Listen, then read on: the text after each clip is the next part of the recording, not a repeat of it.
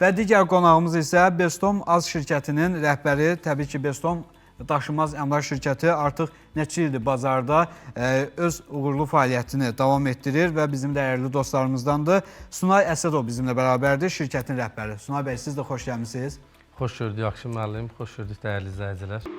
İstər bölgələrimizdə, istər paytaxt ətrafı ərazilərdə bugün əmlaklar ötən aylarla nisbətdə daha da aktivləşib. İstər alqı-satqı baxımından, istər müraciətlər baxımından. Sizin fikirləriniz alardı. Ümumiyyətlə, bazarda vəziyyət necədir? Əmlak hər bir vətəndaşın yaralı yeridir. Adətən müəyyən bir müddətdən özünü dərk eləyəndən sonra artıq hər bir vətəndaş ev almaq arzusuna düşür və buna görə də başlayır axtarışlar eləməyə. Aktivlik yox, əksinə mən durğunluq deyərdim. Yay aylarında bina evlərində satışlar zəifləyir, həyət evlərinə, bağ evlərinə tələbat artır. Bəli, regionlara tələbatlar artır, tətillər başlayır və günlük evlərə maraq daha çox alır. Amma alış cəhətdən bugünkü gün əmlak almaq əlçatan vəziyyətdə deyil. İpoteka kreditləri yox səviyyəsindədir, ayrılan limitlərlə mənzil almaq çox çətindir. Bakı ətraf qəsəbələrdə bugün bir otaqlı evlərin qiyməti 100.000 manatdan artıq yuxarıdır. Ayrılan limitlərlə də nəsə əldə eləmək olmur. MTK-ların özlərinin verdiyi daxili kreditlər 36 ay, 48 ay müddətində olur. Bölgə aparsaq, faizsiz daxili kredit desək, aylıqları 3-5 mindən yuxarı olur. Yəni, bu əlçatan səviyyədə deyil. Yəni, orta aylıq əmək haqqı ilə yaşayan bir ailənin mənzil əldə eləməyi çox çətin prosesdir. Və bugünkü mövzu elə gətirib ora çıxardır ki, artıq axtara gəlib dələduzlarla rastlaşırlar. Çünki onların verdiyi elanlar elə bir elanlardır ki, baxırsan 3 otaqlı evə 300 manat, 500 manat aylıq qoyurlar, ilkin ödənişləri 10-15 min manat səviyyəsində qoyurlar və vətəndaşlar artıq qurbana çevrilirlər. Belə baxsaq, günah bir növ vətəndaşların özündədir. Hansı ki, biz bugün ən ucuz avtomobili belə alanda aparıb servisdə yoxlatdırırıq, bir neçə servis gəzdiririk və yaxud da almırıq və yaxud da bir 10-dan 15-dən avtomobilə baxandan sonra alırıq da. Bu, hər birimizin başına gələn bir şeydir.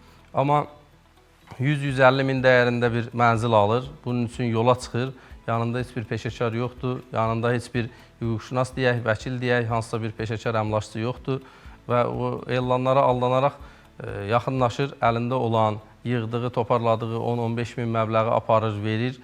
Onlara verilən vədlər də reallığı əks elətdirməyən vədlərdir.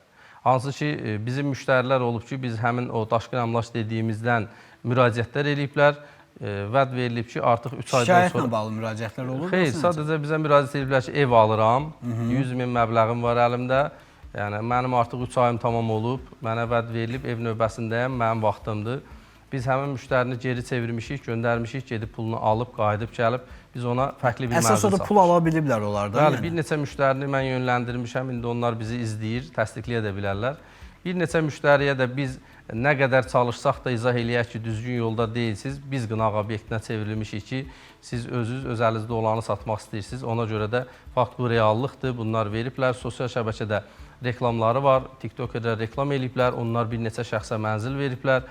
Yəni, burada biz bir növü qınaq obyektinə çevrilmişik. Bu axırıncı paylaşımlardan mən onlara göndərdim, baxdılar, xeyir dua elədilər bizə. Yəni, qınamaq lazım deyil. Gəlin bir məsələyə də aydınlıq gətirək. İndi bəzi tamaşaçılarımızda şübhə yaranacaq ki, yaxşı, siz bu şirkəti əvvəldən bilirdinizmi ki, vətəndaşları sonda inancından sui-istifadə edəcəklər? Siz bunu bilirdiniz, onları yönləndirdiniz, yoxsa təsadüf, yəni bu proses baş verirdi? Sadəcə onların verdiyi vədlər reallığı əks elətdirmədiyinə görə bizə müraciət edənlərə biz bildirirdik ki, bizdə o qiymətə, o məbləğə mənzil yoxdur. Yəni, sizə kim bunu deyibsə, bu yalan vəddir. Və bu şirkətə qədər bir neçə şirkət tutulub. Yəni, o ödənişi verən şəxs bir balaca dərinliyinə baxsaydı, bu şirkətə qədər bugün bir neçə şirkətin eyni dələduzluq əməllərindən tutulmasının şahidi olmuşuq. Təşəkkür edirik və qeyd edim ki, məsələ bu proseslər, baş verən hadisələr sonda əmlak bazarında da müəyyən qədər o güvənsizliyi yaradır. Onlar üçün də sual altında qalır ki, mən kimə güvənməliyəm, kimə müraciət etməliyəm. Artıq bu məsələdə bəlkə bir 20-dən çox, 50-dən çox vətəndaşın, belə deyim də, pulu mənimsənildi və problemlə üzləşdi. Mən bir neçə dəfə çıxışlarımda bildirmişəm, əgər bu müəyyən bir məbləğ verib əmlak arxasınca gedirsə, əvvəlcə iş gördüyü şəxsin bir tarixini, kökünü araşdırmalıdır ki, bu əmlak bazarında nə qədər müddətli fəaliyyət göstərir, bəli. Hansı ki, xırda bir balaca bir ofisi var idi və yeni başlamışdı fəaliyyətə. Yəni bir araşdırmaq lazımdır ki, mən mənzil alıram, mən kimlə iş görürəm və yaxud da hansısa bir hüquqşünasın xidmətlərindən yararlansaydı, bura gətirib çıxartmayacaqdı. Yəni bildiyimiz bir şey var ki, bizim vətəndaşlara deyəndə notarial qaydada pul alıram, etibar eləyir, gəlir verir. Amma baxmır ki, pulu mən nəyin qarşılığında verirəm? Bəli, notariuslar borc müqaviləsi yazdı, verdi, apardı 10 min, 15 min borc müqaviləsi ilə verdi. Bəs pulu mən nəyin qarşılığında verirəm? Hansı sənədin əsasında verirəm? Mən nə alıram? Məni nə gözləyir? Ki, 3 ay gözlə, 3 aydan sonra sənə ev növbəsi çatacaq və sənin verdiyin 10 minin qarşılığında mən sənə 100 min ödəniş ödəyəcəm. Bu düzgün yanaşma deyil. İstərdim biz danışaq daşınmaz əmlak bazarına tezdən söhbətimizi davam etdirək. Biz bayaq qeyd elədik ki, məhz müraciət edən vətəndaşlar məsələ bu əmlakların belə deyərdim də bazar qiymətindən təbii ki, məbləğin aşağı olmasına əlaqədar müraciət edirlər. Çünki istər sosial vəziyyətinə görə, istərsə də cəlb edici təkliflərə görə. Ümumiyyətlə, bax, siz daşınmaz əmlak bazarında bir qrup artıq illərdir işini peşəkar şəkildə görən və kifayət qədər təcrübəsi olan şəxslər var. Siz və sizin kimi bir neçə yoldaşlar var. Bəli. Bax, bazarda bu tip problemlərin aradan qalxması üçün hansı addımları atırsınız? Ümumiyyətlə, bax, bu belə dələduz şirkətlərlə, insanlarla mübarizəni necə aparmağı düşünürsünüz? Biraz o mübarizə çox çətindir. Açığı, biz keçən dəfə bir statistika çıxardıq ki, Bakıda 12 mindən çox realtor fəaliyyət göstərir. Bununla bağlı Realtorlar Assosiasiyası fəaliyyətə başladı. Toparlanırıq, toparlamaq istəyirik. Amma şərt maklerlər deyil. Yəni, bu dələduzluq eləyənlər maklerlər deyil. Bugün bu işlə məşğul olan digər peşə sahibləri var. Yəni, istənilən binada... Xüsusi bacarığa malik insanlar. İstənilən binada, istənilən kompleksdə gedəndə baxırsan, mağazaların özünün bir dəftəri var, əmlaklı qeydiyyatlar aparır, əmlak satışı ilə məşğuldur. İstənilən kompleksdə mühafizəçi olsun, bərbər olsun, dərzi olsun, yəni hər bir kəs bu sahə ilə məşğul. Yəqin yaxşı pul var, ona görə hər kəs maraq göstərir. Bəli, elə düşünürlər, yaxşı pul var, yəni bu sahə ilə maraqlanırlar, bu sahə ilə məşğul olurlar. Mən deyərdim ki, bu assosiasiyanın fəaliyyəti çox güman ki, maraqlı olacaq, hal-hazırda işlər gedir, amma qarşısını almaq bunun heç cürə mümkün deyil. Yəni, illərin əmlakçısı heç vaxt o dələduzluğa əl atmaz. Bugün allatmağa qalsa, yəni yığışaq, mən fikrimi dəyişim, ideyamı dəyişim və başlayayım cəmaatı allatmağa. O deyil. Tarixi olan bir şirkət heç vaxt ona addım atmır. Müəllim qeyd elədi, əmlak almaq üçün bugün komplekslər, şirkətlər var ki, indiyə kimi bir nəfəri belə incitməyib. İndi bir məsələ var ki, müəllimin dediyi o komplekslərdə hər vətəndaşın da imkanı çatmır ev alsın. Bəli, və o məcburdur ki, minimum xidmətlərdən, minimum təkliflərdən yararlansın. İndi o da deməkdir ki, əgər bir insanın pulu yoxdursa və maddi durumu aşağıdırsa, o hər qabağına çıxan şəxs onu aldatmalıdır. Yox, allanmaq onun öz günahıdır. Mən belə deyərdim. Əvvəl qeyd elədim, axı biz avtomobil alanda onu mütləq servisdə yoxlatdırırıq. Təhdüy hal olar ki, biz avtomobilə baxdıq, xoşumuz gəldi, aldıq. 5 min məbləğ verir, amma aparır servisdə yoxlatdırır. Aparır, əli ilə 10 min, 15 min, 20 min pul verir. Hansısa bir hüquqşünasın xidmətindən yararlanmır ki, mən bu qədər məbləğ verirəm. Yəni, hamı istəyir mənzil sahibi olsun, amma bu gün reallıqlarla barışmaq lazımdır. Yəni, qiymətlər var. Ətraf qəsəbələrdə 1200-1400 manatdır təmirsiz mənzilin 1 kvadratı. 1 kvadrat metri 1200-1400 manatdır.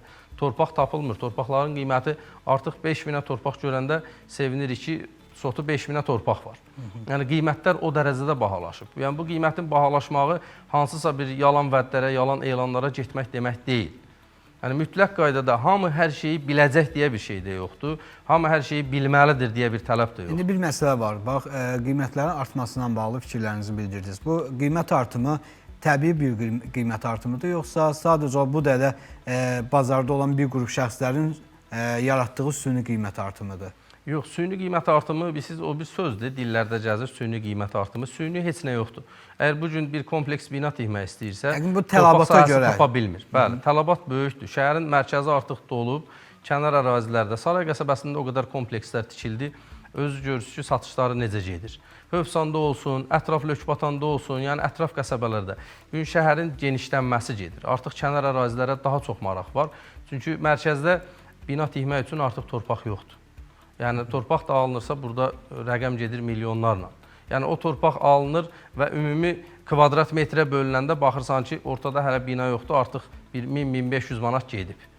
Və tikintini nəzərə alanda gəlir, şəhərdə metro ətrafı bugün binalarda, MTK-larda kvadratı 2000-dən başlayır.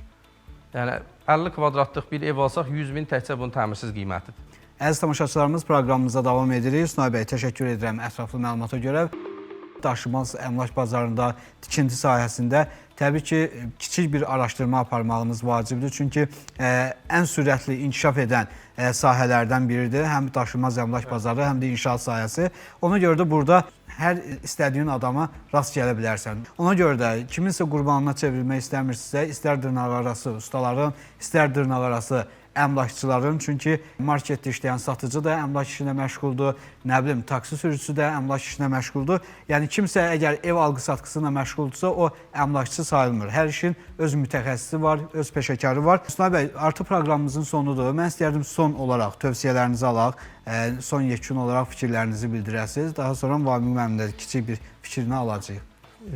Vamiq müəllim də gözəl vurğuladı sizdə. Yəni hamı hər şeyi bilmək məcburiyyətində deyil. Əgər bir yola çıxırıqsa ki, biz ev alırıq, hüquqşünasa, peşəkar bir əmlakçıya verəcəyiniz məvacib deyək, ödənişiniz deyək, yəni bu sizin gözünüzə gəlməsin.